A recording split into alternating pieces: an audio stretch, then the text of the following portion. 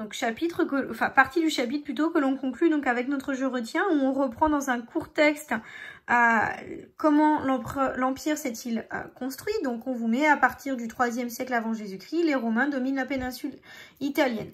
Jusqu'au 2e siècle, donc cette fois après Jésus-Christ, ils font la conquête des territoires tout autour de la mer Méditerranée.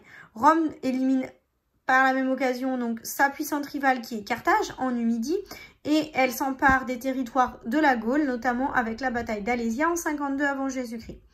Les empereurs vont poursuivre les conquêtes et à son apogée, donc à sa plus grande superficie, l'Empire romain s'étend de la Bretagne, ce qui correspond à l'actuelle Angleterre, en passant par l'Afrique du Nord, l'Espagne et la Mésopotamie.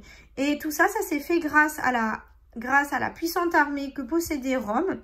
Et vous avez ici donc l'armée romaine qui est placée, on l'a vu, sous les ordres de l'empereur, qui permet d'étendre l'empire grâce aux conquêtes, qui est composée de 300 000 légionnaires et qui permet de surveiller le Limès aux frontières de l'empire. Le Limès, si je reprends la carte du document 1, donc vous l'avez ici, c'est la partie qui est en pointillé. En fait, ce sont les frontières, ce sont les murs qui servent de frontières entre les territoires qui appartiennent à l'Empire romain et les populations qui ne sont pas appartenant à l'Empire romain.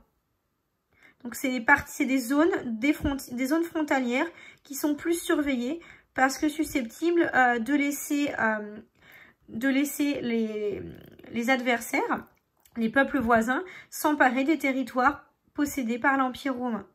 Voilà donc pour cette partie.